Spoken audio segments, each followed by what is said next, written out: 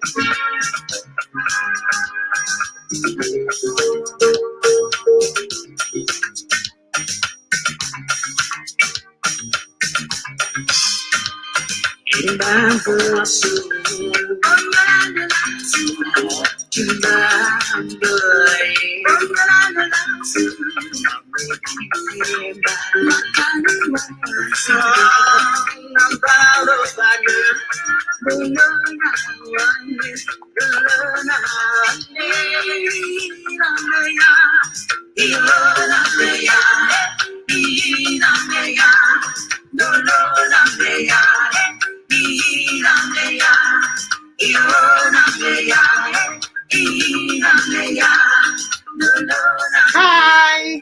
Oh, wow. Welcome. I'm so excited that you are here, my people.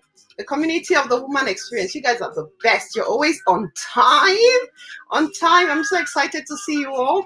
Thank you for spending your Wednesday evening with us.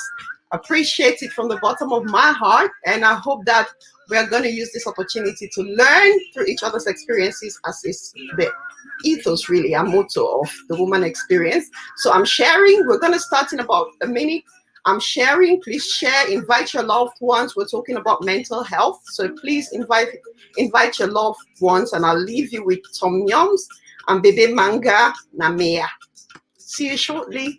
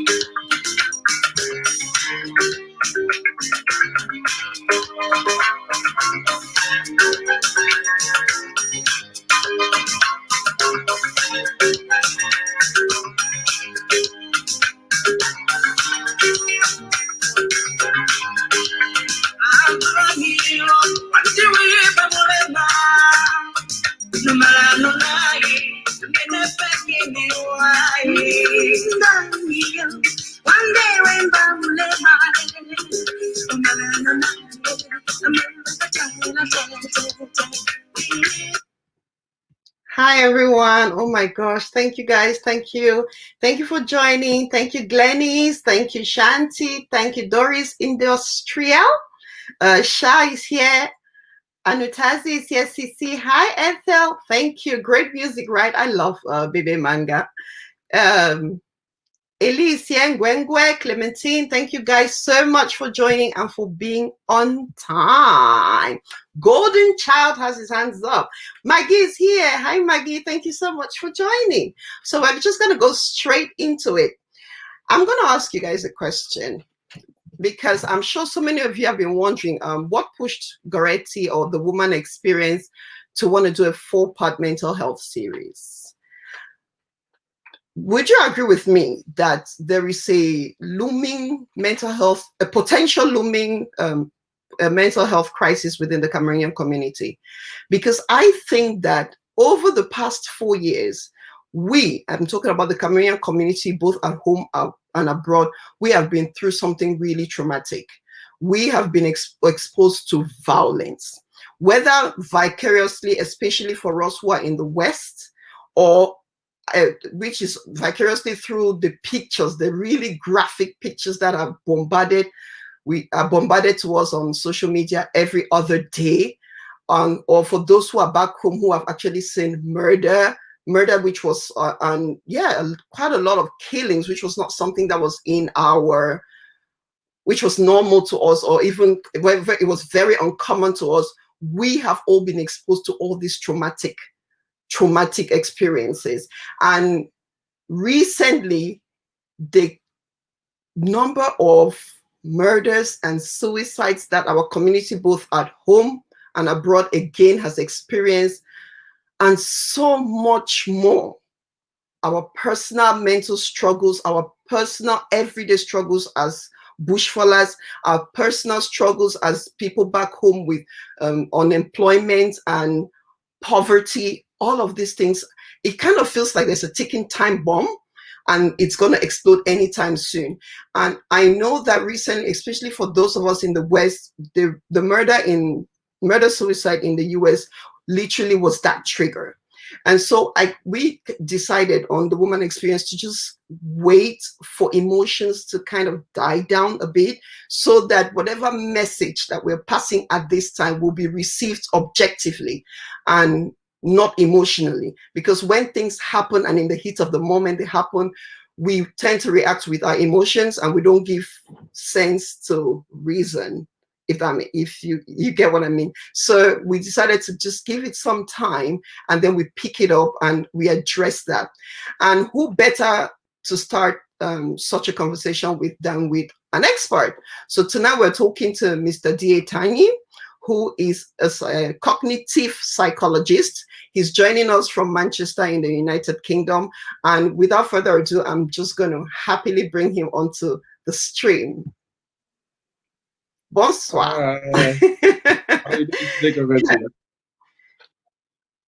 Hello, thank you so much. It's such an honor that you decided to take part on this very, very, very, very important conversation with me. I'm really, really honored.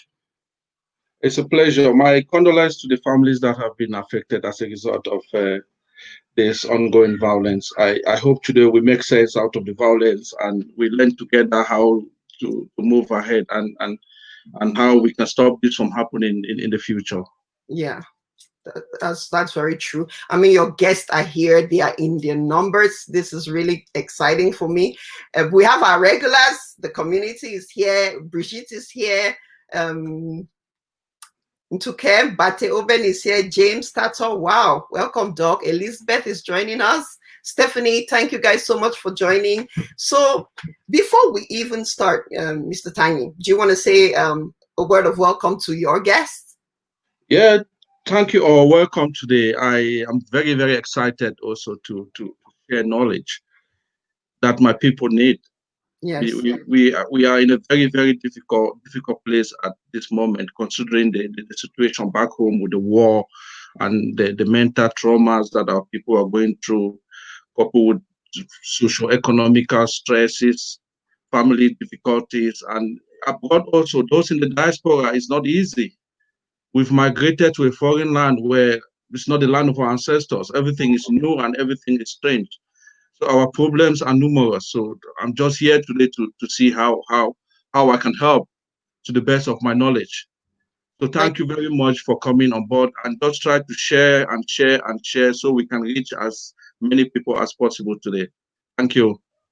Thank you very much. Thank you for that great intro. Indeed, our problems are many, but it's not every day within the Cameroonian community, Mr. Tanyi, or Akem, as I call him, that we find a psychologist among us. So before we even get into that, I want to ask you, because I think many of us want to know, what's the difference between a psychologist, a psychiatrist, and a therapist? Okay. Well, a psychologist, let me start with the psychologist. A psychologist is any individual who has gone through the faculty of psychology and studies psychology. It could be counseling psychology, forensic psychology, sport psychology, and graduated with a degree issued by that university. So that's a psychologist. Then you have clinical psychologists. These are individuals who most of them are doctors. They have gone further to do further training in different therapeutic models and psychotherapeutic models. Then a psychotherapist is actually, after becoming a psychologist, you go for further training. Okay. So further training in maybe a particular therapeutic model. For example, myself, I've gone in to train as a specialist anger management practitioner.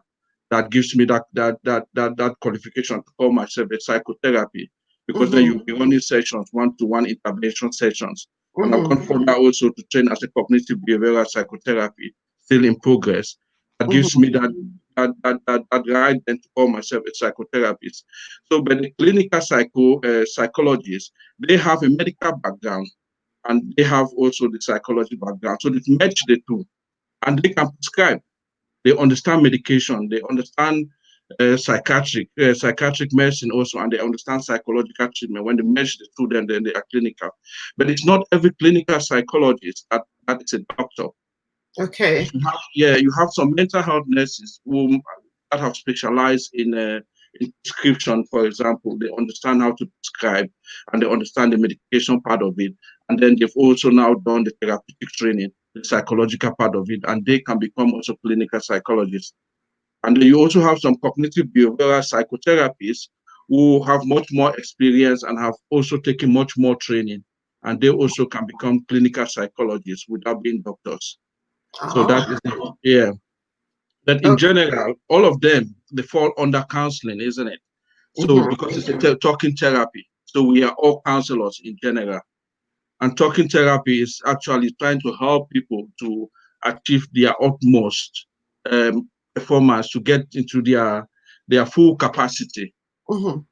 That's it all. But like a counselor, if you're acting on that role as a counselor, what actually happens is you're not there to tell people, to instruct people what to do, but you're there to support and guide them by creating that confidential, loving, warm, empathetic, congruent environment where somebody can cough out their pain, their anger, and their issues without any fear.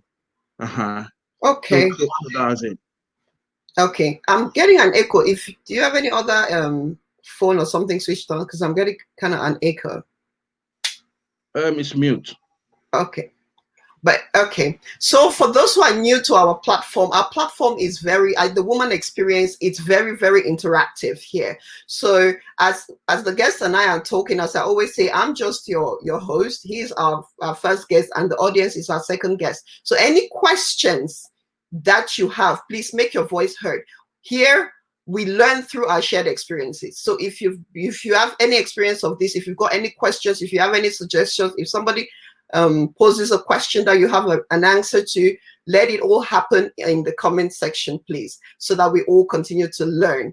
So thank you for that very comprehensive definitions and distinctions between psychotherapists, psychiatrists, and a psychologist. And for so many of you who are just joining us now, thank you so much. Welcome. And this is the first of our 4-part series, mental health series within the Cameroonian society and community. So welcome. I want to ask you, Atem, because it's not every day we have this. I just really want to understand what inspired you to be a psychologist.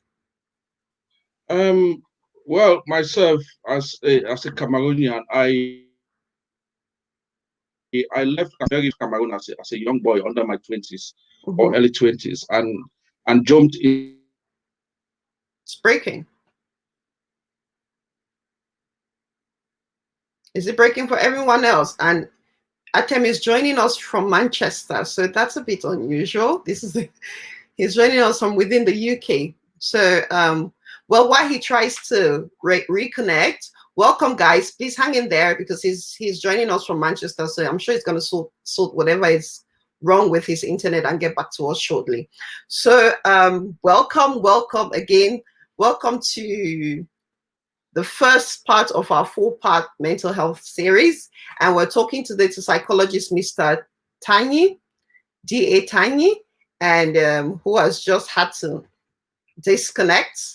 I don't know. I think I'm just going to send him a message and find out what's happening. But he would definitely be joining us again. So he's joining us from Manchester. For those who are new to the show, this is an interactive show. So your comments, your questions, your suggestions. Today we're talking about the beginning of it. Our conversation is centered around how these thoughts are formed. So hang in there. It promises to be a really exciting and interesting one. I'm just going to try his back, and so we'll pick up. Hello. Hello. The connection We just lost went. you. Yeah. So as I was saying, sorry for that intervention. I don't know where it came from. So I left Cameroon very, very, very young to the diaspora. At that very, very young age, I was exposed to the Western world. Just imagine, I hadn't any mentor or anybody to give me that guidance that I needed. So being the first generation, I had to, like, fight to integrate. And I was with few strangers. And there was a conflict, isn't it? Because coming from where we're coming from, background that we have so much limitation, and you come to the first world, there's a lot of strange things. But then I still found people still staying and sleeping in the streets, still being homeless, people still having mental issues, and it left me worrying. So I always wanted to find out more. Why is these things happening like this? So when I had that opportunity to go back into education, yeah, for me it was a very, very big reason for me to jump into psychology, because that was an opportunity for me to open that door and open my mind. And in a nutshell, I also had problems finding myself. I had problems finding myself. I never really knew who I was. Yeah, and I saw that opportunity as the chance for me to find out who I really was. And that journey has helped me a lot. Now I can say I know myself and I know who I am. And you're able to help others. You have Yeah, another screen on. You have me on another thing. You have to switch it off. Otherwise it will keep echoing. okay, let me just switch my phone off, maybe. Yeah, it's probably still on there. So, I mean, like I was saying, now you've gone through that, so you've understood yourself and you can actually help other people, which is really great, because this is something that we need in our community, especially for men. We come from a background where men are not encouraged to be expressive, especially emotionally. And that's a challenge that a lot of us as wives and sisters and mothers even are trying face with our men, our boys, our sons. So you as a young man coming here, Mr. Atem, to a Yeah. strange land, obviously for greener pastures, mentally, how challenging was that for you mentally, or not? It was very, very challenging, because it was like a sudden ejection from darkness to light. Not in the sense that back home was primitive or there wasn't light. There was education, there was light, there was civilization. But then on the other side, the life was different, isn't it? The temperature sometimes was very, very cold. The people, we are warm in Africa. You walk on the street, people will greet you, people will talk to you. The temperature there is good, people don't close doors. So you come here and you find yourself that you are in a town and it's raining, you don't have a place to hide.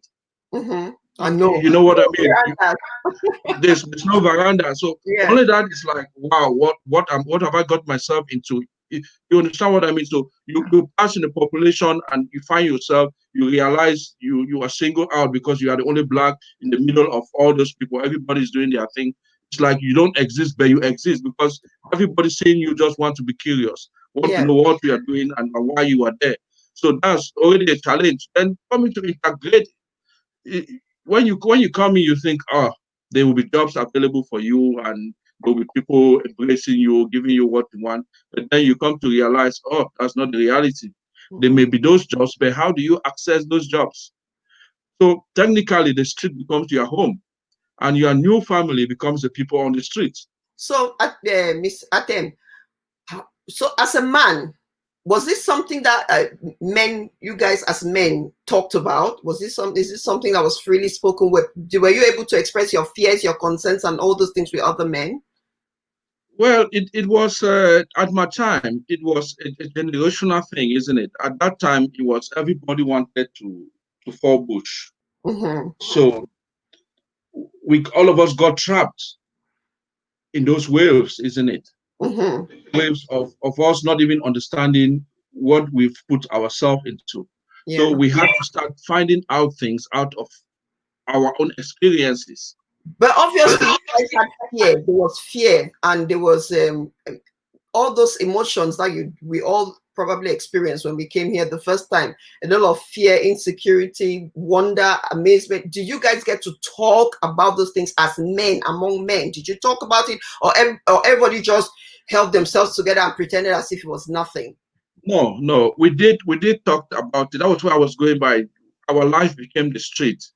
So we got people that became experts in the streets. Yeah.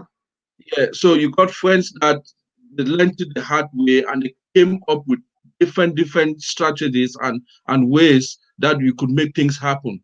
So we'll definitely sit and talk about things and talk about strategies and talk about ways to penetrate. Okay. Yeah, and yeah, but what was very difficult was finding mentors. And in Yeah. those days, because it was like those few people that were on top, they didn't really want to reach up. They Right. wanted to maintain that gap because that gap was superior, isn't it? It was like, look at me, I'm there, I have it all, but you guys are there. We don't have anything in common, and that was also a problem. Okay. Yeah, Interrupt you a bit, India. When you were scared, who did you talk to? that was difficult. You That didn't was talk to difficult. anybody. We spoke, but it's difficult when you're speaking with a friend who is also scared, isn't it? Right. So we didn't address those fears. Yeah, so we didn't really get that opportunity to address those fears because we didn't even understand the fears. Sometimes the fear was not actually there, but we saw the fear because Yeah. that is what we had in our minds. Yeah. So we lived in our fears until when we started feeling comfortable, we started trying things out. We Mm-hmm. tried things out and certain things started working. And when once you work with one person, then the other person will introduce the next person to it. So gradually we became used to. But when it comes to us talking and discussing about things, we did that most of the time, but we were all in the same soup and we didn't know our left or our right. So it was really difficult at that time. Wow. So I think, and I'm asking these questions about who were you able to talk about your fears to, because our men bottle things up. And you can see, I mean, from growing up, you come here and it's such a strange and scary world because finding ways to navigate it it's very hard for all of us. And so we all have that fears. But we women will go to say, we will talk to each other and say things like, hey, I wish I did, I wish I knew somebody. Like we will express ourselves, we will express our fears. But I wondered if men were comfortable enough expressing those same fears, because if it's something that you bottled up, that's the beginning of the trauma and the stress pattern. That's where it Yeah, starts. yeah, it started from there, isn't it? It starts Yeah. at that stage. So but we came to grow out of it, out of trying, out of Yeah. experimenting, Yeah. because we started with those negative thoughts that pushed us behind the wall. Yeah. Sometimes it made some of us, when it's Friday, we start thinking of a crate of beer. We're looking for alcohol to numb ourselves for the whole weekend to the next week. So, Exactly. but we gradually walked out of that. The alcohol did not anymore become important. We started talking because we started opening doors gradually. Then, as men also, we became adventurous in the sense of uh, extending our tentacles to other social areas. So some of us started being opportune to start associating with the opposite sex from the other side, and that then started creating other relationships and other networks that gave us that base now that you could have a friend who happened to have a companion who is a lady from the other side. And when Mm-hmm. we have simple difficulties, you could go to her and then she would try to explain how it works on their own side. Because the places where we are or the situation where we were, we could not access social services. Yeah. We hadn't that courage because maybe were without the right papers and things like that. So you were even scared of Yeah. approaching the police or Yeah. walking into the social services because they will call police for you. That's So that was also a barrier. But when we started accessing it through penetrating and having companions on the other sex, then people start having homes, safe homes, that wow. one of your friends may have a safe home. If you have an issue, then you go there through your friend, then through the wife or the girlfriend, you'll be capable of getting advice, what you can do and how you can do it. So gradually through that way, we started talking. And So then I the alcohol, yeah. sorry to interrupt you again. So I think that what I'm getting here is that you guys came, your fears, your struggles, you bottled them, you had everything that was emotional, you dealt with it yourself, and you found a way on your own to be able to navigate whatever mental stress was going up there and find your way in society. So you did it by Yes. literally you crawled out of whatever hole you were in mentally by yourself. Yeah, it was survival of the fittest. Yeah, so I'm trying to paint that emotional because we're talking about mental health. I'm trying to paint that picture of where it starts, like from the time we fall bush. And for non-Cameroonians, I see Fresh Boy here. Hi, Fresh Boy, and a couple of my non-Cameroonian friends. Fall bush is Fresh Boy. You know what fall bush is? We did a movie called Bush, but it's when you come abroad. So for those of us who fall bush, the I call it exaggerated mental stress begins there. And for our men who are taught from day one to bottle everything up and just be strong, strong, strong, they have to figure it out by themselves. They figure it out through that maze all by themselves with no external help. You've talked about the lack of mentorship. You've talked about the lack of support as they're coming, as you're finding your way in bush, which I Yeah, think is something that we should really be aware of as we try to process and understand why sometimes things get to the end and we see what it is, like these murders and suicide.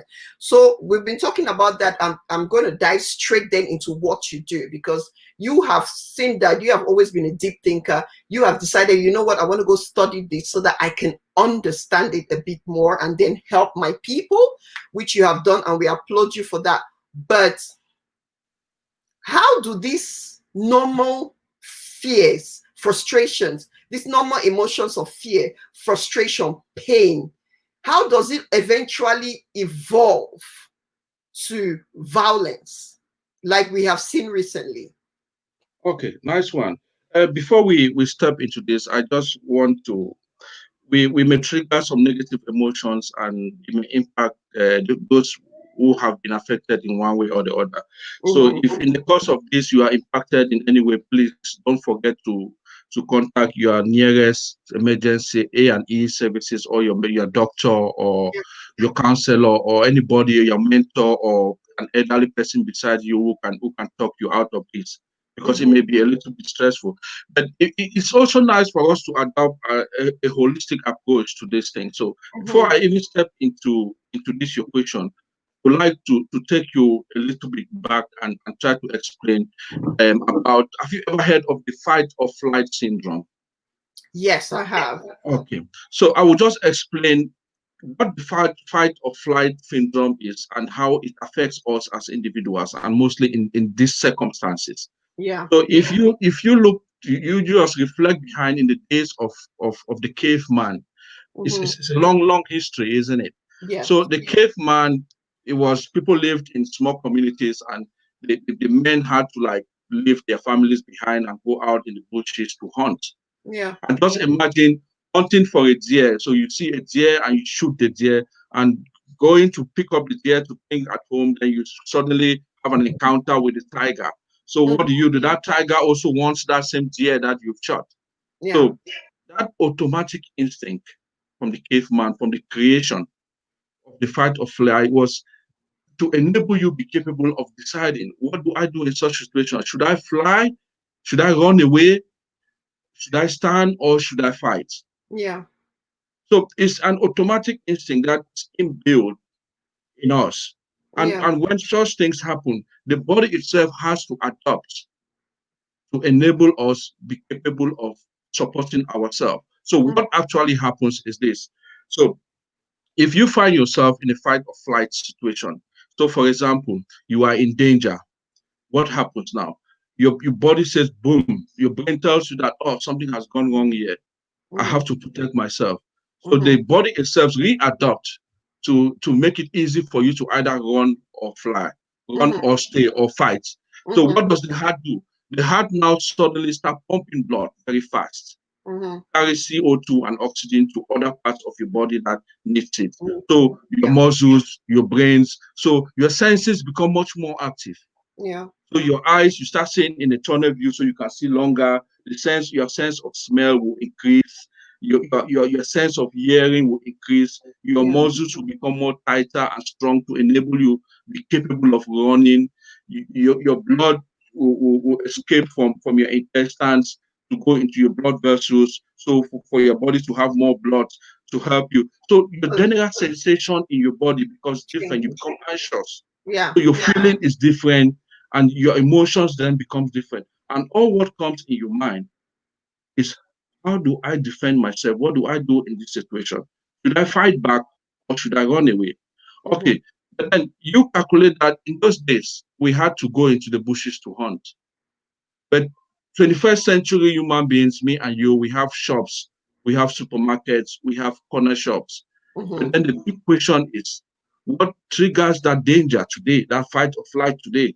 Mm-hmm. It's all in our minds, in our thoughts. So our thoughts now have replaced that danger.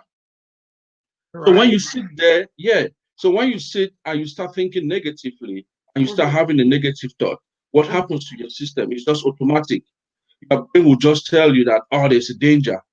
And once there's that danger, those sensations will kick in.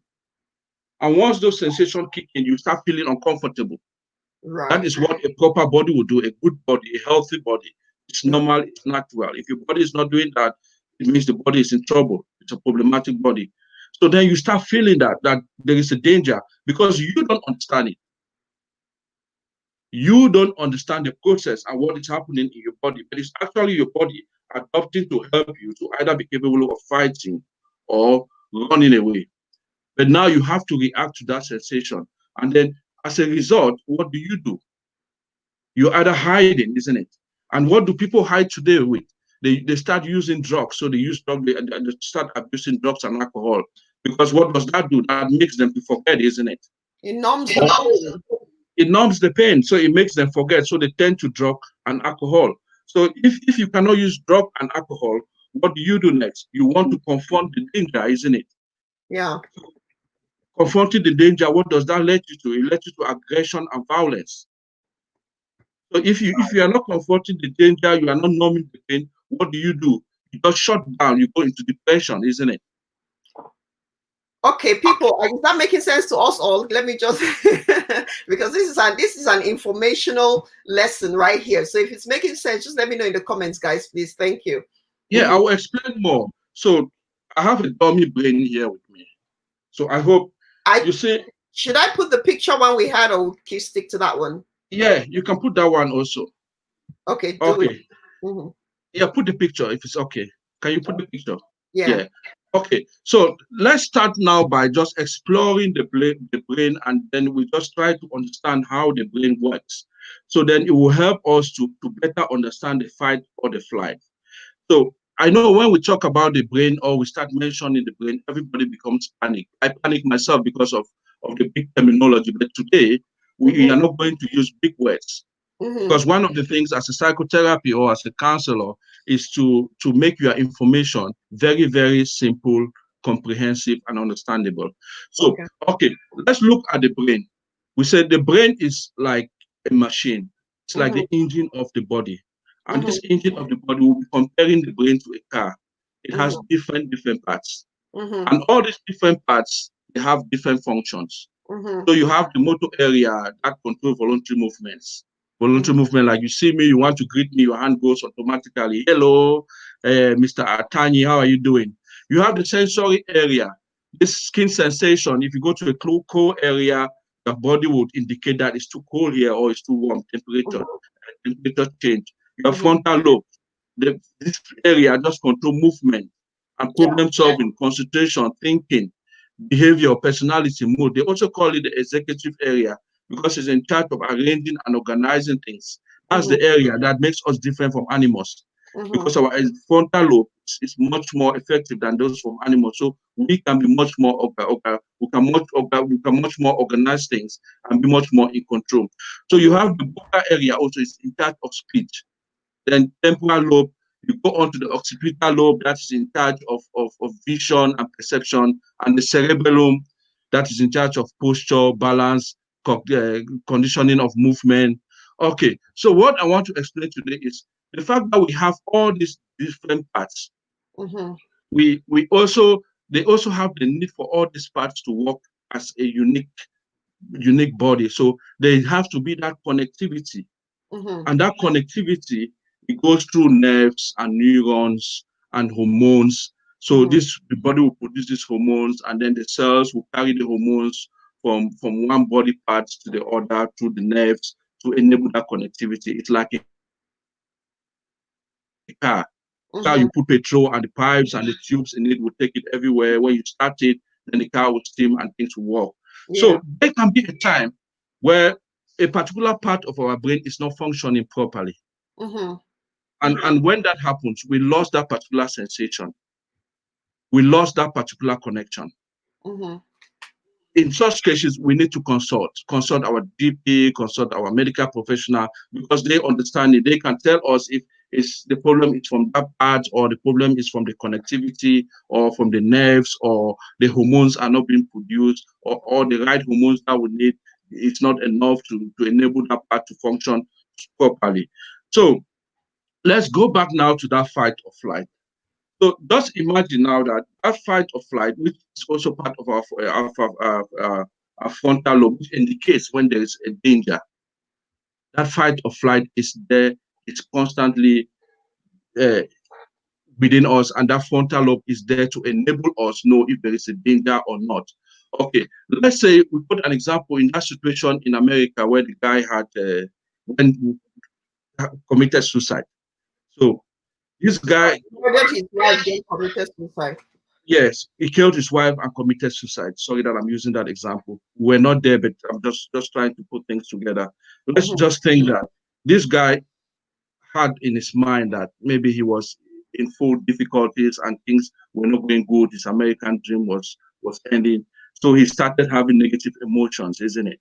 So those negative emotions made him started feeling like, those bad sensations that he could not understand it. And then when he started feeling those bad sensations that he could not understand it, what did the body say to him? The body told him that this area of his brain, the frontal lobe, indicated to him that there is a danger. And when you have that danger, what should you do? You start thinking of fighting, isn't it? Yeah. So you are either fighting or you are either hiding. The only thing that could take him out of this situation at that time would have been support. But he hadn't support, or we don't know about that. But we've never heard of that. But we're going to come to that in a later session, later during this session. So this fight or flight is there to let us know when there is danger, and for us to defend ourselves. Hold it there. Mimi asked something which I think is interesting. She's saying, how are our men in danger when the women in the last two cases were not confrontational? And I think Mimi, he's going to answer that. But I think what I understand is that he is fighting himself, right? Mentally. Yeah, he's fighting himself as a result of maladaptive conditions and negative, unhelpful thinking styles. So he had certain conceptions, certain schemas, certain belief system that maybe he must have adopted them from childhood. Which was my next question. Which was my next question to you: that how these unhelpful thinking styles, how are they generated? Okay, fine. So let's try to. Mimi has asked a very, very good question. For us to tap more into this, let's become a little bit more therapeutic. Okay, Dorothy, do you want to come up with the situation? Come up with a situation. Yeah, that we could use to exploit. Yeah, that same one that's in the public eye now, so that we understand how we ended up that traumatic. And okay, let's say this guy that we are talking of, or the girl in the guy in America, in Cameroon, who killed the girlfriend because he cheated. Let's use that situation for the guy in America who found himself in that negative position. Let's say that was the situation, isn't it? Killed the wife. Okay. Let's just say, Okay. What possible thoughts had that guy in his mind after that divorce? What do you think the guy would have been thinking? That he lost his family. Okay, lost family. I am. If you guys, I think the questions he's asking is for all of us, not just me. So if you have any response to the questions he's asking, please put them in the comments so I read. Remember, this is the woman experience. We learn by sharing. So yeah, I think me personally, I think one of the things he'll be thinking is I've lost my family. Okay, I will just want 5. Let's get five possible thoughts. Yeah, okay, I'm giving one. He's lost his family. Anybody else? He's embarrassed. Embarrassed. Yeah. He's embarrassed. What else? He must have been thinking that his American dream is gone. American dream is gone, yeah, because he's lost the house. American dream is gone, yeah. Betrayal. How he says betrayal. Yeah. He felt betrayed. King says his ego. Bell says his ego. Okay, his ego. His Lambert says his manhood has been challenged. Okay, his manhood has been challenged. Life is not worth living, Aisha says.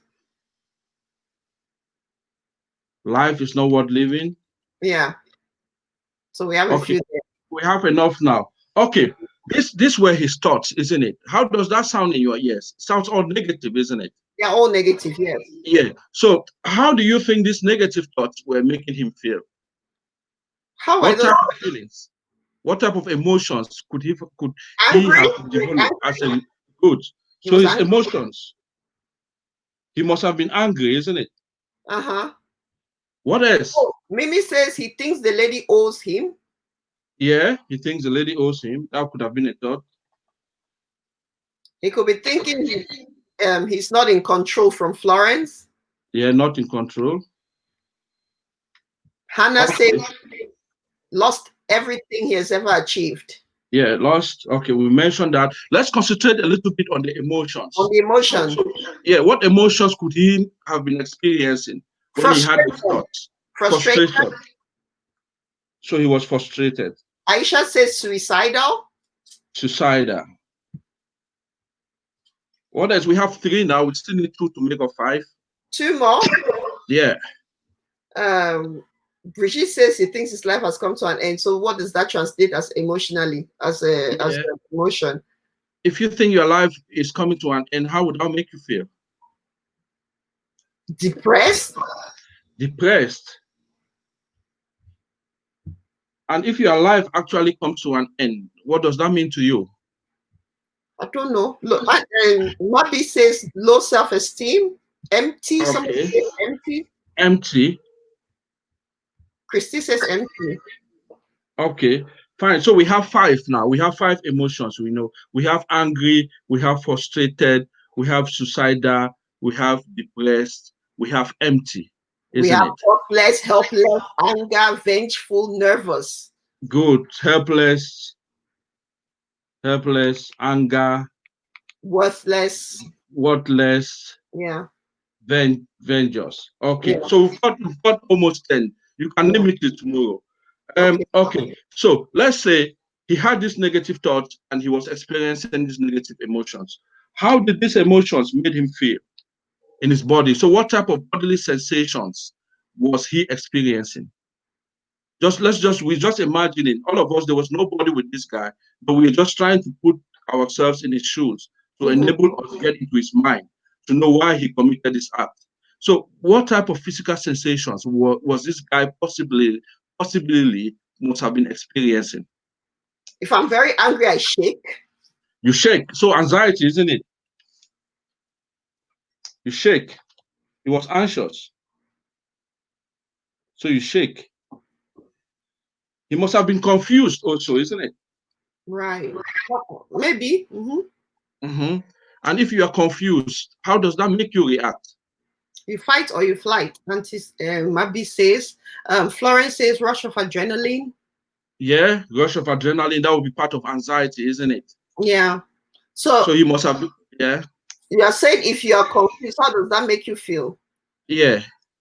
I don't know. Confused. How will you feel in your body when you're confused? Um, Do you feel high? Do you feel low? How low, does confusion low, make you feel? low, So you feel low. low also. So this guy must have been feeling low in him, isn't it? Mm-hmm. And when you are feeling low as an emotion, what type of sensation can you feel in your body when you're feeling low? I beg, I don't know. Tired, isn't it? He must Anger. have been feeling tired, isn't it? Oh, tired. So Okay. Uh-huh. yeah, in his body himself, his body must have been tired, isn't Mm-hmm. it? So another emotion that he could possibly have been feeling was if you're anxious, what happens to your heart? Beats fast. Your heart beats very, very fast. So Mm-hmm. that beating of continuous sensation, heartbeat fast, fast heartbeat, Yeah. are things that he must have been experiencing. Yeah. Okay, then we've just got 1, 2, 3, 4. Okay. Yeah. What else happens? We need 2 more. Let's tap into that bit. Low, anxious, irrational, helpless, agitated, feel sad. Someone Mimi says overall he was just selfish. Eh?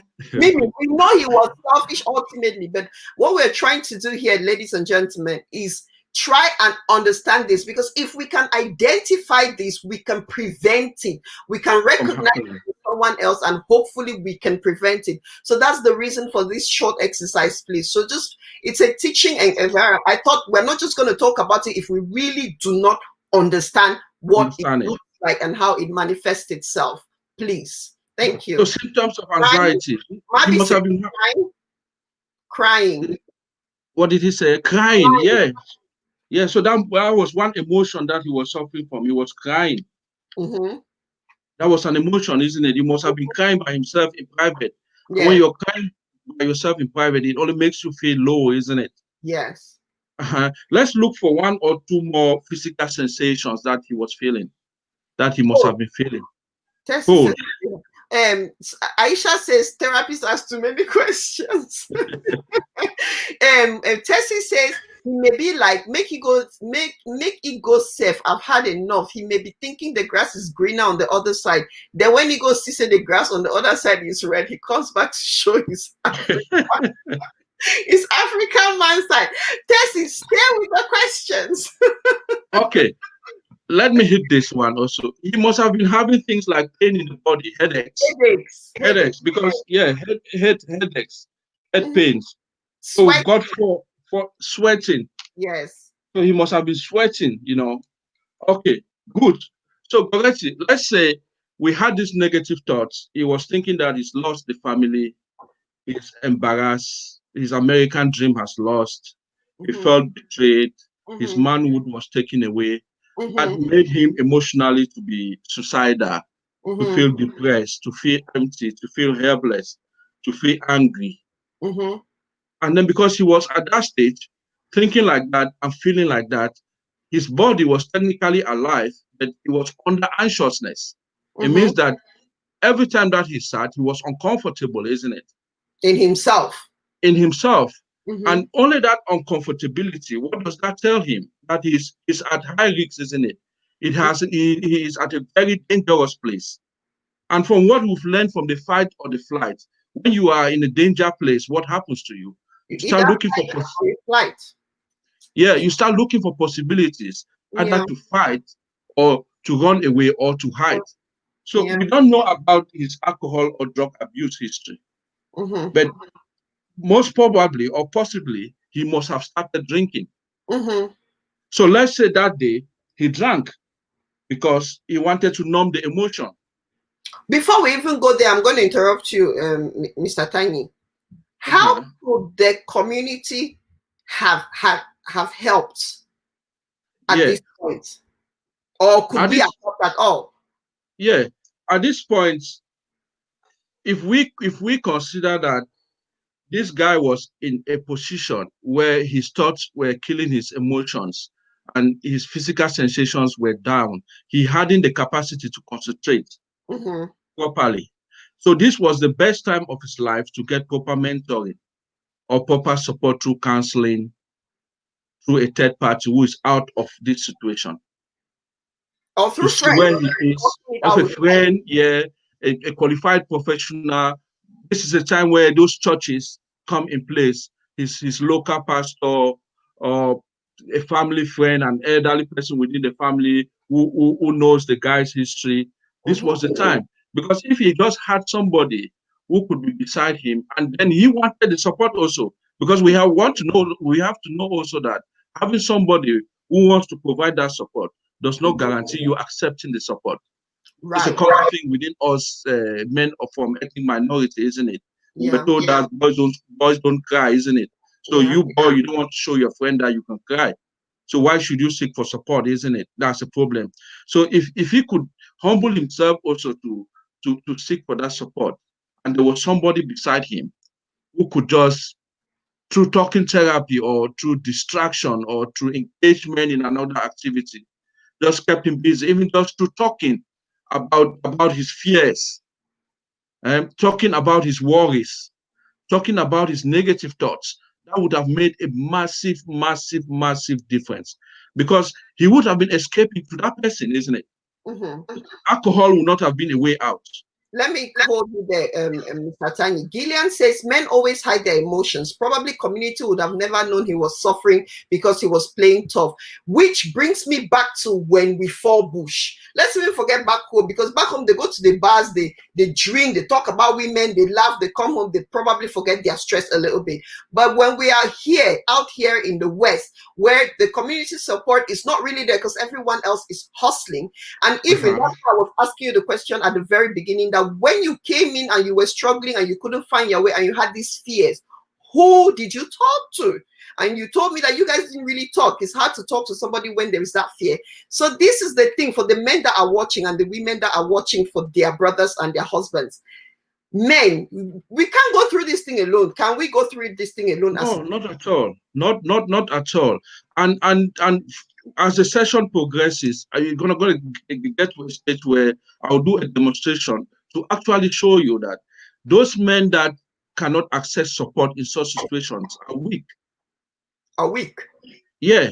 So the strong men, the men who are strong, are those men who can actually access support. One, because they are capable of acknowledging that they are in a vulnerable position. Say it again, and please say it louder for those at the back. I beg, repeat it. Men who do not accept support, they are considered weak. They are weak because they are not strong enough to admit their emotions. Should we shout it any louder? It's important that we know that, not that I'm trying to make a mockery of it, but I'm trying that men see the severity and the need for them to be able to talk. Yeah. So it when we it's like we are hitting too hard on the men because in this situation it was a man who killed the wife. We've forgotten about the possibility of passive aggressive behavior, which women are champion in. All those things we don't want to go into it. So we are not trying to stigmatize any class or any group in this situation. But what we are trying to highlight, because you will still have women in this same position. It could have been this woman who was so frustrated and had that audacity to kill this guy. And kill their children. It happens. And kill their children. It happens, and it can happen. If it has not yet happened, it may happen in the future. So, but no, sorry, Mr. Atem.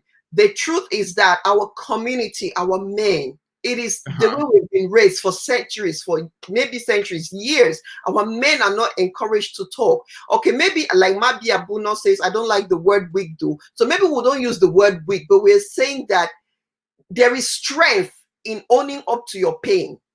Yeah. Yeah. Why we use the word weak is that with us men from African descent, it's about strength, isn't it? Yes. It's about who is strong, isn't it? It's about I'm strong to resist my stressors. Yes. I'm strong to withstand my trouble alone. I don't want to show you that I'm weak. I'm not enough. I'm not strong enough to fight my battles. Yeah. That's why I use the opposite word of that strongness, to be weak, to create an impact in our minds. Yeah. So we can start thinking, start reflecting. Yeah. On the impact of us changing that word, that I can fight my battles by myself. And that makes me strong I can access support from the third party, and that will make me strong. Yeah. So in this case, let's come back to this case. Let's If come this back. guy had accessed support or had the right support, maybe he had the support but did not accept the support. But if he had accepted this support, Yeah. the outcomes would have been different. Because even when his brain told him that he is in danger and his body reacted the way it had to react, he fell down and he felt all those sensations that were very, very bad. I don't want to be in that situation. Believe me. And then the automatic reaction was either to fight, to escape, to run away, or to hide. He would have been hiding in a different way, isn't it? Yeah. So if he had support and maybe he was using alcohol, Yeah. but without support, the alcohol would have been replaced with something else, Yeah. maybe with advice from his counselor or from his mentor. That hiding, he would have not been isolating himself. Once he isolates himself, he has time to think of more negative things, isn't it? Yeah. He would have had company, and that Yeah. company will help him have time to reflect through conversation. That he attend to violence. Maybe that company would have opened another door for him to see that, oh, in this situation, this violence can cause a loss-loss situation, and everybody will lose, including the children. Let me look for an alternative way. Instead of turning violently, let me redirect my anger or my fear or my run away in a different way. Yeah. If he had the right support. So we don't know this, but in this situation, that is what would have really, really, really made the change. And another thing that we have to highlight is the fact that we had two individuals in this situation. And at the beginning of this relationship, it was sweet and sugary, isn't it? They were not together for 1 day or for 2 days. They were together for years. So the ego also, if you find yourself in a situation like in a fight, we have a responsibility to look after each other. Yeah. So if both of them, they thought of like, wow, we are both vulnerable in this situation, let's look after each other. There would have been compassion despite the reaction, despite the outcomes. So Okay. even if the court had given the woman all what she needed, or all Okay. what they had, and the man had nothing, but the compassion from the woman would have given the guy some type of satisfaction that would have helped him to moderate his thoughts. And if he had moderated his thought because of the compassion from the woman, that would have changed his emotion also. And of Okay. course, that would have changed the behavior. I'm going to interrupt you here because I'm going to read a comment that I think we talk a lot, and you know me in our conversations, I always say our community, there is no community support. However, Florence says something, our society is the problem. We turn to laugh at people who are facing challenges. Sorry. Yeah, we will not deny the fact that we don't have environmental problems, we don't have social problems, we don't have financial problems, we have economic problems. We have all those problems. But individually, we will not base our problems on the environment and on the society. We will base our problems on our cognition, how we've trained ourselves to think and manage those situations. That is the same reason why you need help. Because during that process of help, you readopt your thinking. Because just imagine if he saw that divorce, like, you know what, this woman, she has become so stressful that I think it's a time for me to move on and maybe start a new relationship and get somebody that could understand me. Yeah. How would that have affected his emotions? It would have compensated his emotions. So those emotions like that, you'll be feeling like I've lost everything, would have changed to maybe Yes. this is an opportunity for me to start a new relationship and get Yeah. somebody that will bring something else in my life. And such change of mentality, despite the environment, would have changed the way he felt within himself. And his reaction towards the fight or the flight would have been different. Somebody Yes. asked something. Bell Sonky says, don't you think he objectified the woman? Bell, can you explain that a bit more? Because I think I get it, but when you say objectified, what does that mean? Do you understand that, Mr. Tanyi? Objectified. Maybe he's trying to say the guy saw her as a woman and as a weaker link, so he could suppress and dominate and use his manhood to be a man in the African sense. But we don't know, isn't it? We were not in that house that day. Everything here is We, we have never ever been in a query or in a fight between those two individuals. And we should not forget that this guy was a father, and that guy was not his sidekick. He had Yeah. a relationship with that woman for Yeah. years, and they had children. So he must have been a loving guy. There is a loving side in that guy. So things just went wrong and went out of control because of that lack of support. That's why I want you to stay there. I want you to stay there at this point where he has all these thoughts, because a lot of us are in marriages that we are doing now. How for do? If I leave, I will lose everything. A lot of us are in marriages of severe abuse that we are all staying there for so many reasons, for financial reasons, for societal reasons, what people will say, for our own mental health reasons, whatever reasons. We find ourselves in so many different relationships that if circumstances were perfect, we would not be in them, but we are kind of stuck. So I want us to stay with not the man we're using as an example, but let's all find ourselves. The man is a representative of all of us.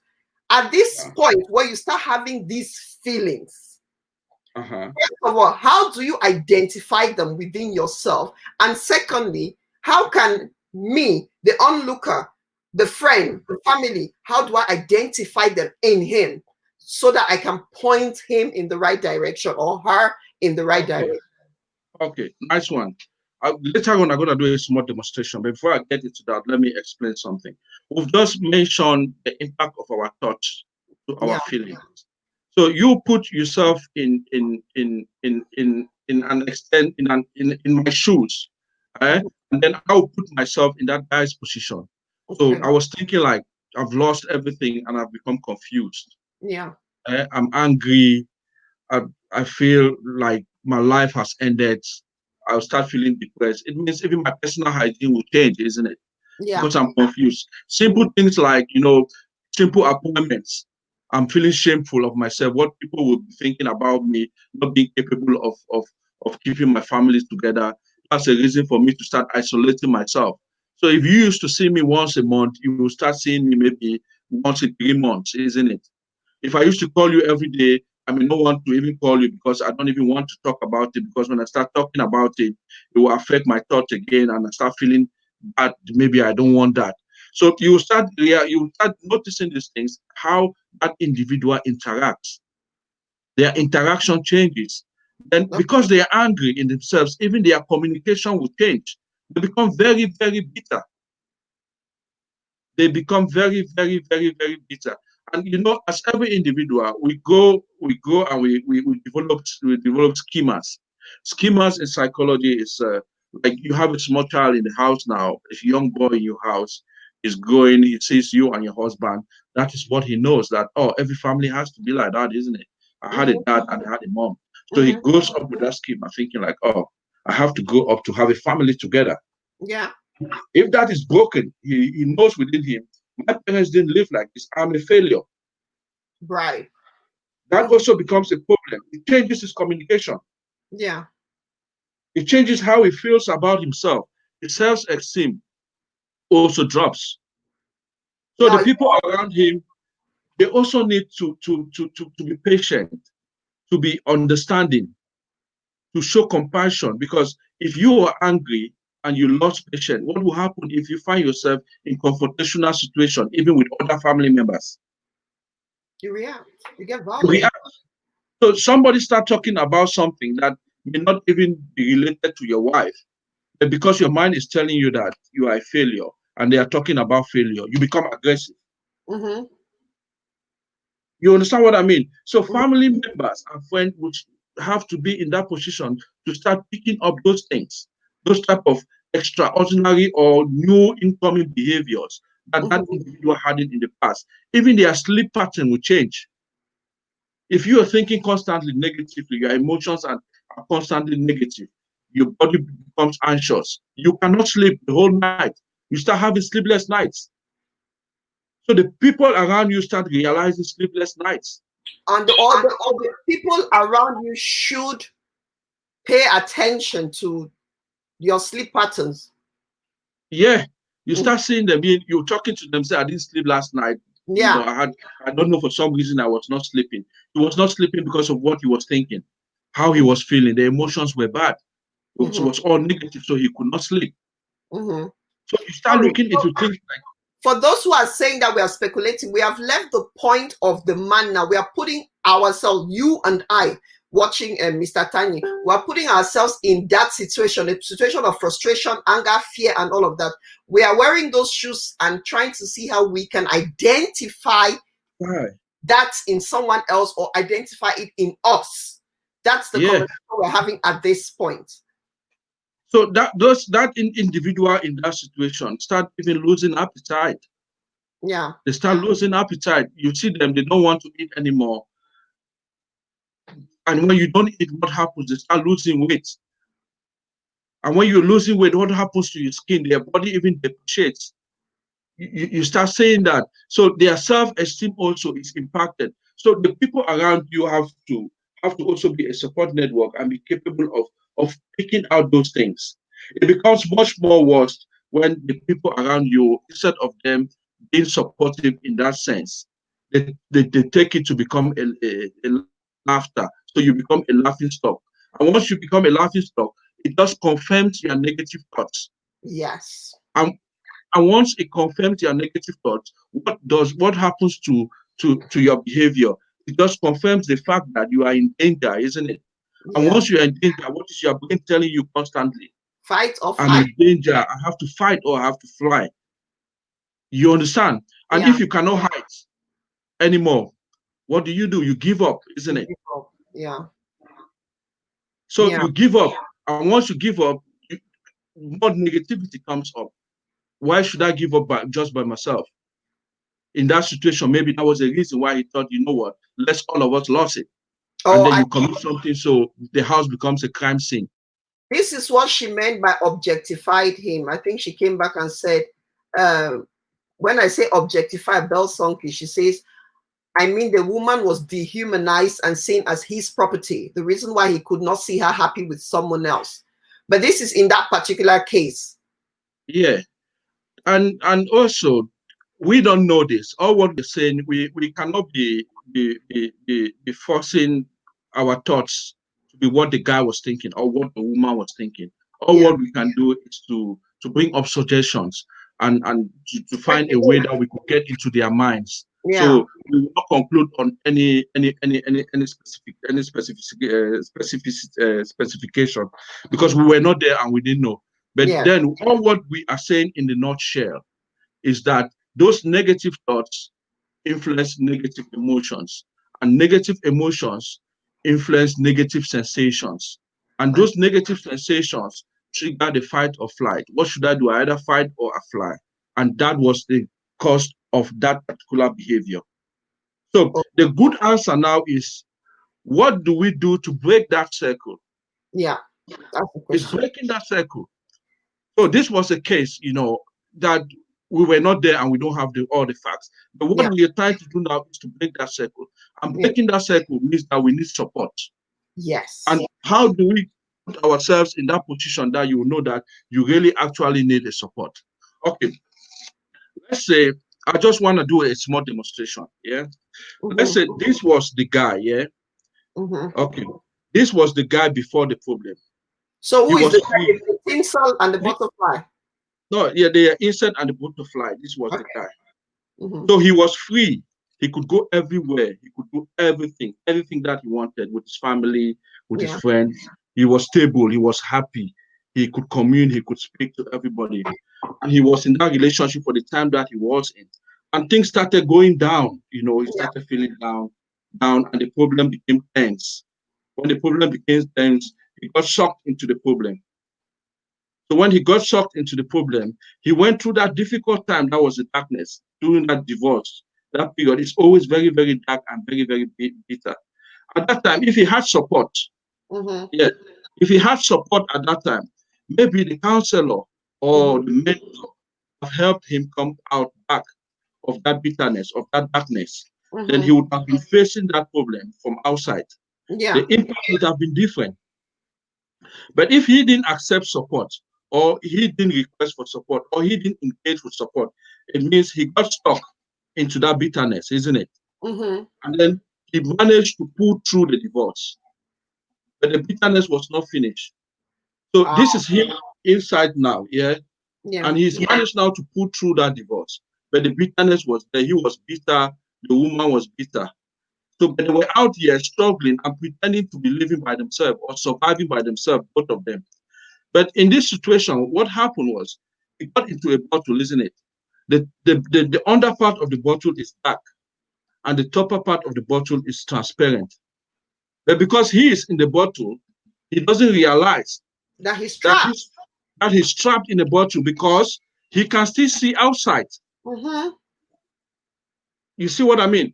He can Yeah. see outside. He can see everything that he used to do. So Yeah. if he was arrogant and he was naive, even if somebody told him that, hey, my guy, you need support, he would tell the person to keep the support by himself because he thinks he can do it. I see. Because he's seeing. Because he's seeing. Yeah. He's seeing everything, isn't it? And that's our most of us, or I will not conclude, that's some of the toughness, the manly mentality, isn't it? I can do it by myself. But you are actually trapped. And because you can see outside, you know it's okay and you know you can do it. But then this is what happens. Yeah, you are stuck in that stressful situation. So you want to do the things that you normally do. So what do? You try, you go left, you hit the bottle, you come back. You go behind, you hit the bottle, you come back. You try up, you hit the bottle, you come back. Yeah, you go this way, you hit the bottle, you come back. You become confused. You don't even know what to do. And once you're doing this, what is happening to your immune system? The more you fight, the weaker your immune system becomes. So the more you stay in this bottle fighting, the more you become weaker. And once your immune system is weak, any type of bacteria or disease or anything that comes in affects you and it gets too hard, isn't it? Yes. Yes. So you hear somebody saying, as a result of that stress, I had a heart attack. Yeah. You see what I mean? So Yeah. that stress now has led to something else. People in stressful situation easily have a heart attack. And when they have a heart attack, sudden drop, boom, and they die. Okay, people in stressful situation, what happens to them? They have a stroke, isn't it? Because the immune system is weak, everything is working slowly. Yeah. The veins in the head, they are not working properly anymore. Yeah. He starts getting blockages, and then he suffers a stroke. Eh? If there is, for example, coronavirus, they become the vulnerable in the community Yeah. because their immune system is weak. As a result of, they spend most of their time fighting Because they are themselves, because mentally. they are traumatized and in that battle, Yeah. they are fighting. So how do you get yourself out of this? This I really is when I want to know. you need support Yeah. because a counselor is standing outside, isn't it?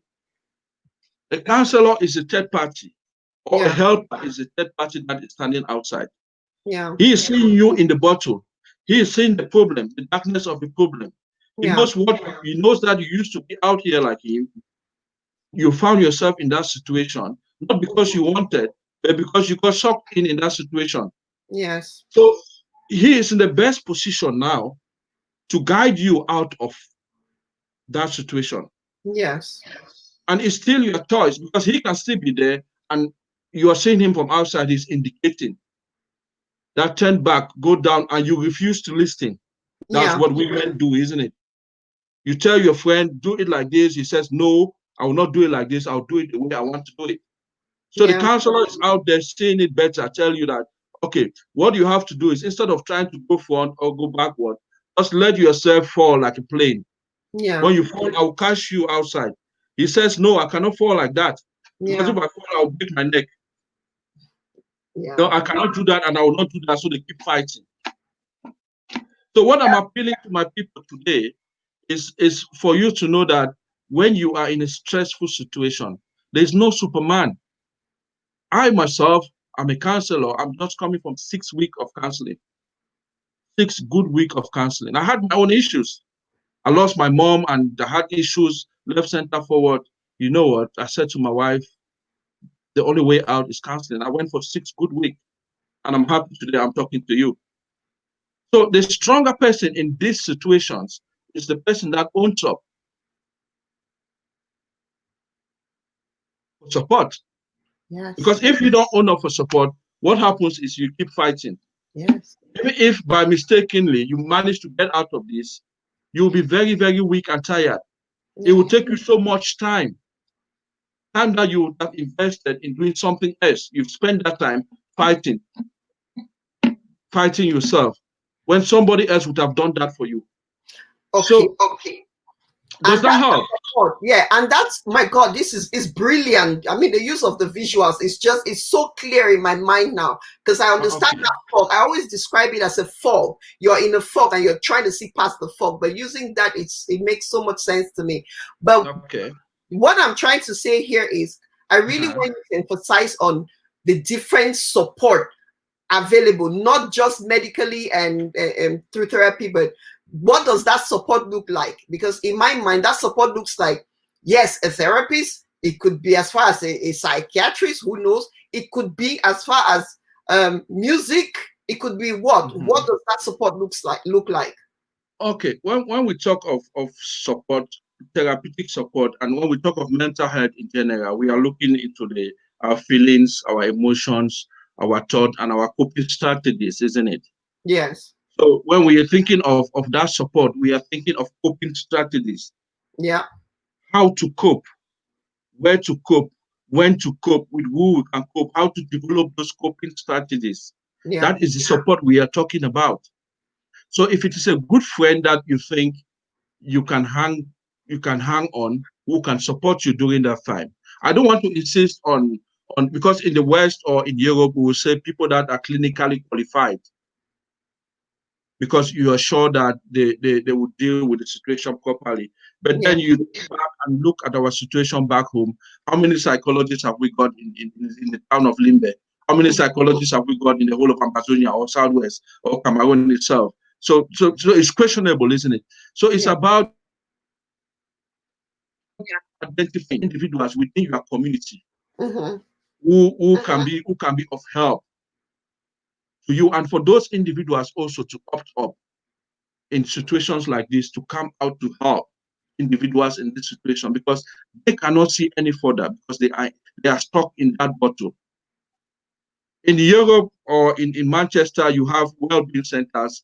I work in well-being centers where I'll provide therapeutic services, and I would see doctors coming in for psychotherapy. I would see husbands coming in to see me for treatment. I work in the universities. There I will consult with students who have stress-related or anxiety-related problems.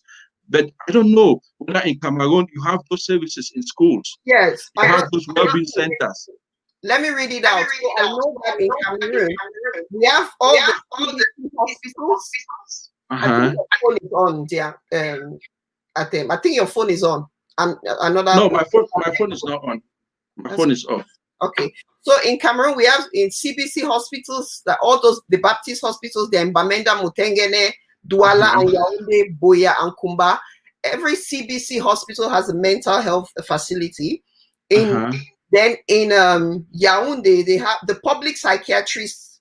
They have in La Quintini, in Uh-huh. Hôpital Jamo, and the district hospital in Garoua, and in Hôpital Gynéco in Yaoundé. So Hôpital Yeah. Gynéco, Hôpital Jamo in Yaoundé, La Quintini in Uh-huh. Douala, and the district hospital in Garoua. So if you have your family members who are struggling and you want to refer them, these are the places to go to. Also, psychologists in Cameroon are mainly private. They don't work for the government. That's what I heard. Mhm. But we have one on Facebook who can direct you to the best person to help you. Her name is Marie A. Abanga. Marie A. Abanga. She's on Facebook. Marie A. Abanga. Abanga. Marie A. Abanga. She can refer you for those who are in Cameroon. And for those in America, if anybody knows where to point, please just leave it in the comments so people can get some help. So thank you. Go on. Yeah. So also, because this is a people's movement that you are trying to initiate.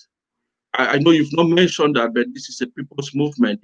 It's awakening. It's an awakening call for our society to stand up and stand up tall Yes. to things like this, to stop it from happening. Yeah. So we are calling on those elderly people in the community, those people who have wisdom, As Africans, we had our own traditions. We had our own medical systems before the Westerners came with what we've learned today and what we're practicing. We had our own systems in place, and those things they still manifest in the forms of traditional meetings. In those meetings, you have elders. In those meetings, maybe they are chiefs, or it's just an elderly lady who has much more experience. You have churches also. The Mm-hmm. church should not only be a place to advocate for spiritual deliverance, to make people want to become rich, for all those things that is much more imaginary than reality. The church should be a place where people should fall back emotionally for Yeah. emotional support. So the community should stand up for itself. And neighbors also. You cannot be in a compound or in a community, you see your neighbor in a very stressful situation, and it becomes a point of fun. It becomes a laughter. It becomes a point of gossip. He's vulnerable. He needs support. And mental health, nobody is free. Yes. Everybody is vulnerable to mental health, including myself. If something goes wrong today and I have a brain damage, I don't know if it's on my frontal lobe. I don't know. Maybe it becomes a problem with my memory, it becomes a problem with my speech, it becomes a problem with my constitution. Yes. So it's very, very important for everybody to see it as mental health issue is not a reason to stigmatize anybody. Because you walk into communities and you see somebody who is depressed, and what would the community say? He's a madman. Let's leave him by himself. Yes. Yes. Yes. Yes. How can you, under any normal circumstance, any normal clear mind, you carry your Bible if you're a Christian, if you're a Muslim, you're working with your Quran, if you believe in whatever God or whatever religion you worship, and you see somebody who is depressed, who did not even choose for that, in their own ignorance, they are sick. Mental health is the same as physical health, and you ignore them or you laugh at them, you have a problem. So the community should take this as a community fight. Yes. This Yes. fight, Sorry. this fight, While you're on that, well, before you continue, uh-huh. so I don't forget. You see these abusers, people who abuse women, who abuse men, and men who abuse women. Uh-huh. Is all of it, is it some form of mental health, these people that become abusers? Or because I know abuse is a learned behavior, something that you learn in childhood or wherever, most times in your impressionable years, childhood. But is it also some form of mental illness? Abuse, when we talk of mental health, we're talking of the emotional behaviors, the moods, our reaction, and how we cope, isn't it? And Yes. we'll don't forget that we started by talking about the fight or the flight, isn't it? Yeah. And abuse now comes out as a result. It's the last thing, isn't it? It's a behavior that generates from the thoughts, the emotions, the feeling. So this abuse now is people actually trying to fight, people trying to hide, people trying to numb themselves. So sometimes people get trapped in abusive situation, not because they want to, but because that's what the brain is telling them to do. That is, it becomes a defense mechanism and an escape route. Yeah. That support is very, very important, whether professional support or non-professional support, because people out of that position are the ones now to correct, to identify that, hi, lady, or hi, guy, you are about to commit a crime, or you are being abusive. People should talk more about these things. So it's not a ladies thing, and it's not a guys. It's just unfortunate because we guys, we are much more physical, isn't it? Yes. And we don't talk about our emotions. So women tend to get more support than us. And we turn up and say the women are gossipers, isn't it? But they are gossiping for their mental health. Yes, we are gossiping for our mental health. I'm not saying women should start gossiping. No, but at least we're talking about it. Yeah. I'm talking about it. Yeah. You say women like to talk, they talk all the time, they stay on the phone for hours and stuff like that. Yes. So they are getting better support than us. And also for men out in the Western world, it's a little bit much more different. Because in Africa, our women in Africa, they understand. If I was married and staying in Africa and after work, I just call my wife and say, you know what, I'm going to see Joe or I'm going to see Peter. She understands that this is what we do, isn't it? We go there, we sit there, we drink our beer, we talk about football, we talk about politics, whatever we want to talk. At the end of the day, we come back to our wives. Whatever we do there, we come back to our wives. But in Europe, it's just different. Yeah. It's a solidarity life. People just tend to isolate themselves. And once you change your pattern, it becomes problematic to your wife also, isn't it? Because Yeah. the wife will not be capable to comprehend again. Why did he not just leave the work and come to the house? Why did he go there? It means he has something fishy there. That becomes problematic. So men also try to avoid that. Then that just makes it also worse for them. So we need compassion and flexibility from all sides. Yes. Uh-huh. Yes, I mean, for all of you, see, Atem, the comments, Uh-huh. everyone is really appreciative of how you've explained it and how you've broken it down. And for those of you, at Mr. Tanyi is on Facebook as Psycho Blast. If you see it on the banner that's running across the screen, it says the woman experience with psychologist Mr. D.A. Tanyi, and his Facebook page is Psycho Blast. You can send him a message and get straight through to him here there if you want to book an appointment. That picture that's on the screen, that's what his page looks like. So follow him, like his page, and get in touch if you want to open up, because men, it takes a powerful man to open up, to acknowledge his fears, his weaknesses, and open up. It takes a powerful woman to acknowledge their fears and open up. So so thank you for that. Mimi, why are you on this point that we're making excuses for men? We're not making excuses for men. We come from explain it, please. Mimi, why do you think that we're making excuses for men? It's a little bit difficult for me because I cannot see your comments. I cannot see any comments. It just says, please, let's not start making excuses for men, please. No, don't see men in the picture. See the victim. See the people involved in these circumstances. We are just using that case as an example. It could Yeah. be that woman who assaulted. It could be that girl in Cameroon who killed the guy because he was cheating. So don't put the man in that picture. I will come to why you are doing that. And by the time I come to that point, you will understand why you are doing that, and in the future why you should not do that. Can you just And go that is a problem. Mr. Michael Blast, can you just get to that point, because we are an hour and 30 minutes into it, so we should be rounding up soon. Okay, Mimi, what you're doing now is, we call it in psychology mental filtering, and that is a problem. When people mental filter, it means you have a whole scenario, a whole situation. All what you choose to see is to see the negative things. You forget to see anything positive, and you forget to find anything positive around it. And then you come up with conclusions. I'm not saying your conclusion is bad. I'm not trying to hit on you or anything. But that's what happened in situations. So even these guys in this same situation, what happened to them was they based their time mental filtering. So they didn't look into the positivity of either that divorce or the positivity of that girl cheating and him finding out.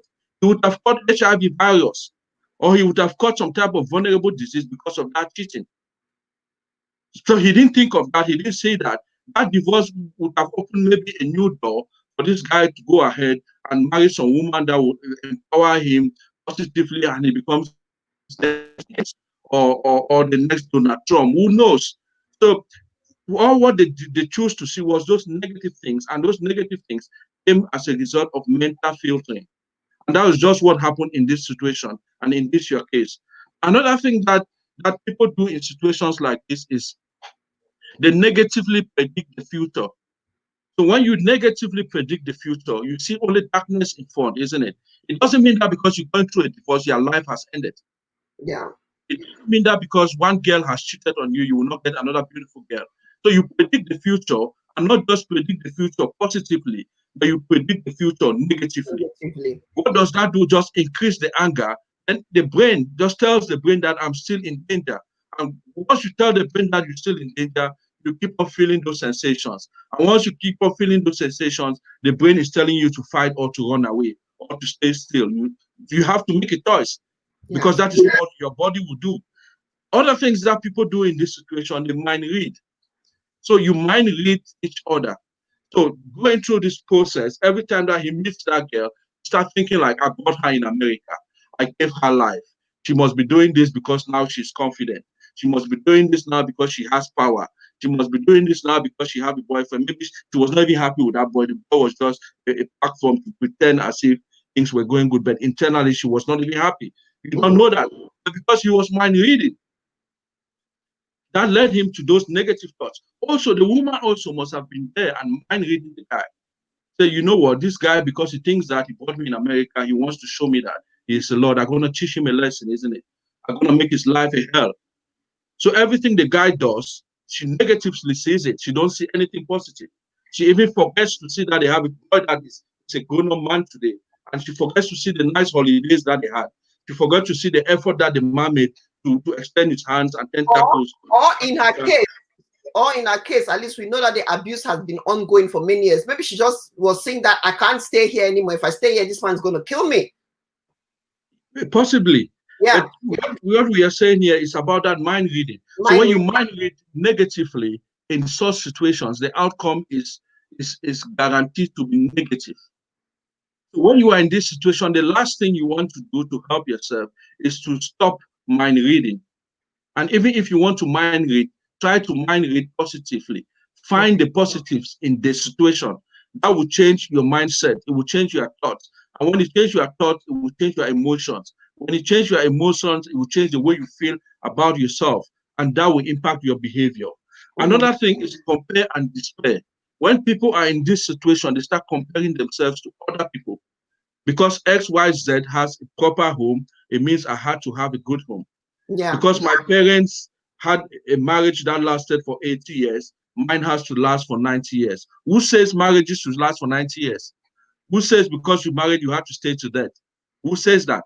So you start comparing yourself to other people and other situations. That only increases the anger in you and increases your negative feeling. And that affects the whole circle and your emotions. Critical stuff. This guy was critical to himself. In both cases, they were critical to themselves. Why will you only think that your life has ended because you have lost your American dream? Is there everybody in America that is successful? Is there an American dream only in America? Is everybody in America richer than people in Cameroon? So is American dream more than your life? So if you start looking yourself or putting yourself in that critical position, you critically evaluate yourself. You put a yardstick and say, this is how I had to be and this is how it should be. We are humans, things go wrong and we make mistakes, we readapt to the mistakes and we move on. So we should stop trying to so critical about ourselves. That doesn't help. Okay, the should and the must also is another thing that people do. Some people think that things must be and things should be. That woman was not tied to be with that man. And that man was not tied to be with that woman. So there wasn't any shoot, despite the fact that they came to America and they got married and they were staying and they had children. There was no shoot there and there was no must there. If it wasn't working, it wasn't working. You know what I mean? But then if people go on with that, which is something that Mabi Abuno said earlier, that there is life after divorce. There is. Yeah. There is. And with the right support, you can even make the best out of that. And then you will even turn behind and regret it and said, yeah, what was I doing with that person? I was just wasting my time. It's a waste of time. You will not even regret the divorce, but you will regret your time that you wasted in that divorce or in that relationship. Yeah. All is how you think about it, isn't it?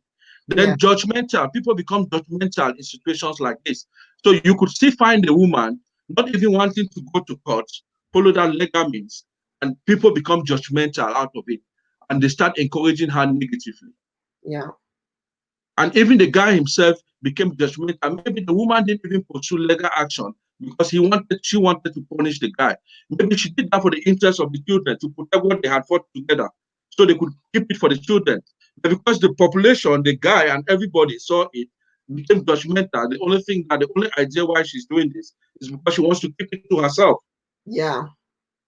You see what I mean? Speculations, but speculations for us to identify our individual circumstances within.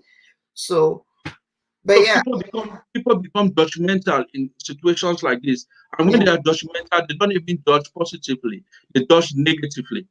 Another thing that people do that is really, really not good in situations like this is emotional reasoning. When you're thinking negatively, you feel negative. And once you feel negative, if you react to your negativity, it doesn't mean that because I'm feeling tired, I must sleep. right. So if I decide to sleep because I'm feeling tired, what will happen to my work? I will start going to work late, isn't it? Yeah. I will start turning up on appointments on time. So if because I'm feeling angry and angry to myself, and I start reacting aggressively because I'm angry, there is a problem, isn't it? So Yeah. I'm falling into my emotions. That's something that people do also that is really, really, really, really unhelpful. So in conclusion, what would you say? What would you words of In conclusion, we have talked a lot, yes, we have. and we have made a lot of good points, and we have made a lot of points that to some people may not make sense.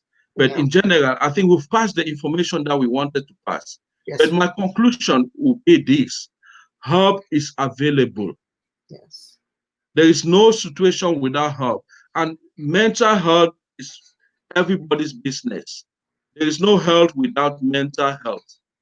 And there is no need for mental health stigmatization because nobody is free from mental health. I can have a brain damage. I can have just a shortage of hormones in my brain. There can be a connectivity failure, and I start behaving differently. We are not in control of our mental health, except we learn skills that can help us manage those emotions if should in case something bad happen. So Yeah. it's very, very important if you find yourself in a difficult situation, whether you are a man or you are a woman or you are a child, to seek for support. So what I'm pleading today, and this movement is for men out there. If you are out there and you are a man, you're going through whatever stress you're going through, just give up yourself and ask for support. Support does not mean that the person knows more than you. No. I consult doctors. I consult professors. I'm not a doctor. I consult millionaires. I'm not a millionaire. I consult people of different races. I'm a black guy. You understand what I mean? So support doesn't mean anybody is more than you. No.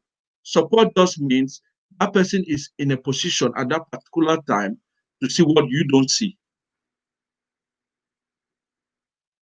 So it's not a weakness. And then I come back to that point. He who stands for support or who requests for support is strong.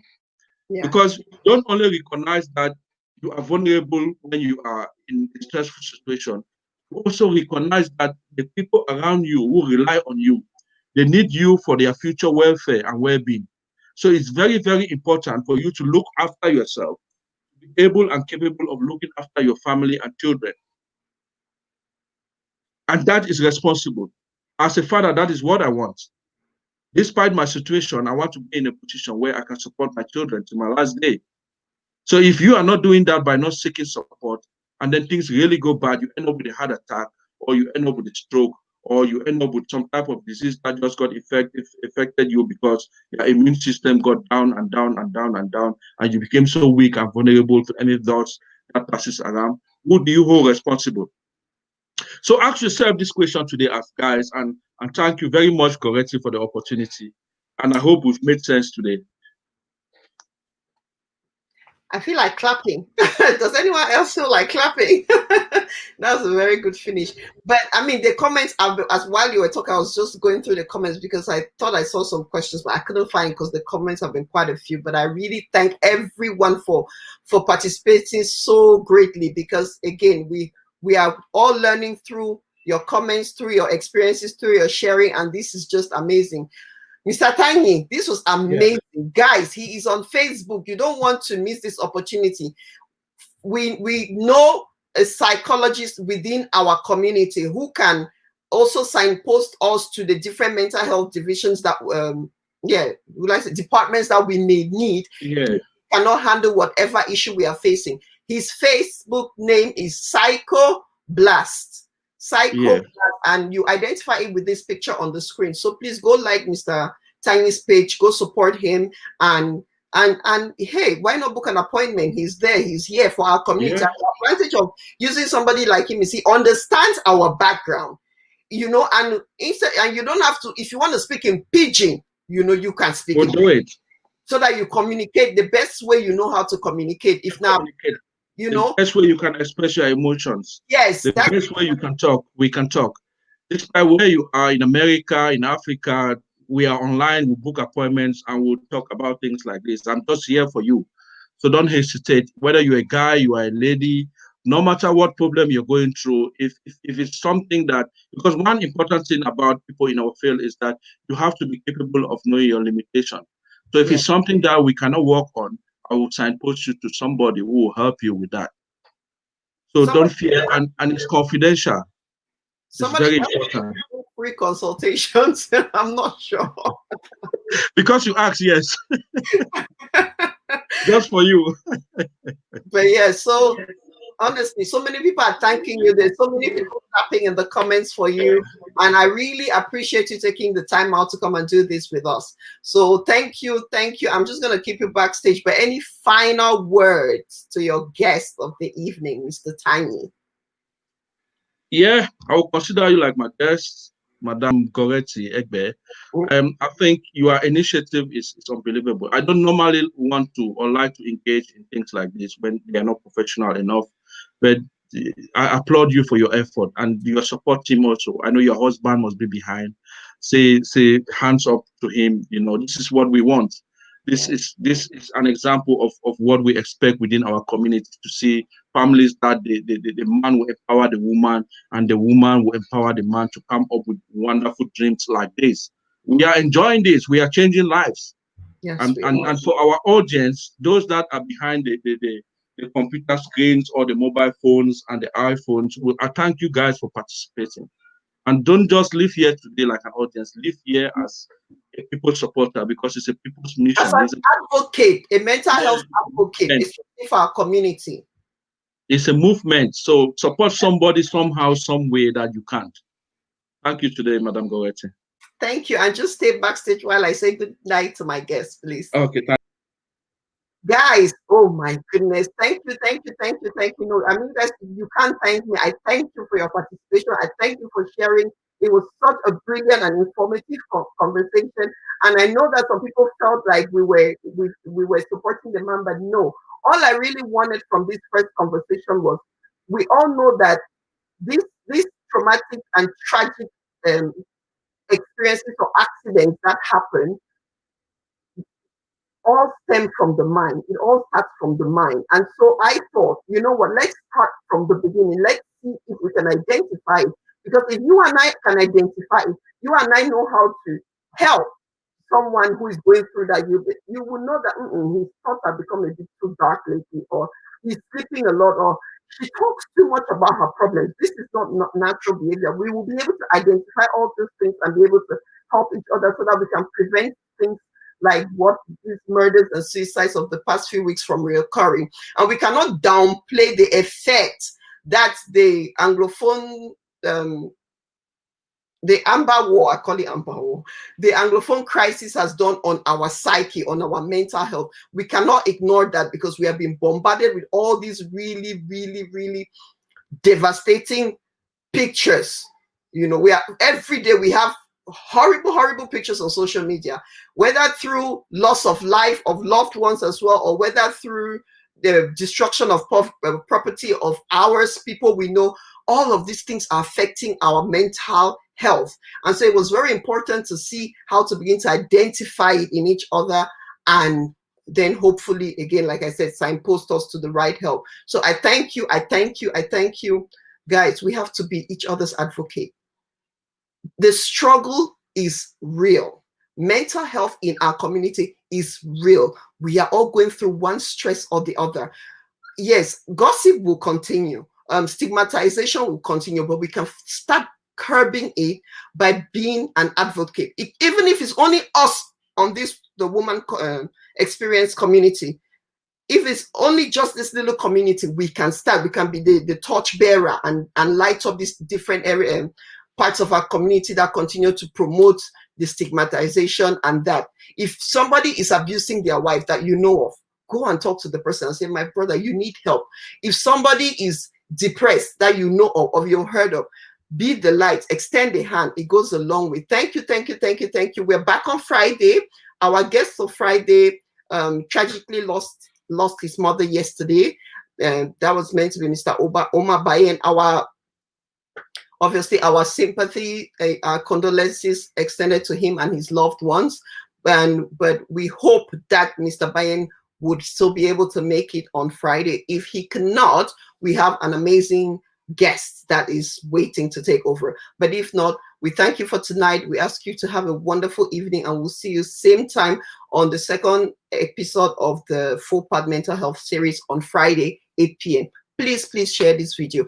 And once I'm done with this, I upload it on YouTube as well. So for your family and friends who are not on Facebook, the Goretti Experience page on YouTube, you would find the video uploaded by 1 o'clock this morning. So please share. Let's be each other's, let's hold each other's hands, really. That's all I'm asking. But thank you. Have a lovely evening. I'll see you on Friday. Thank you.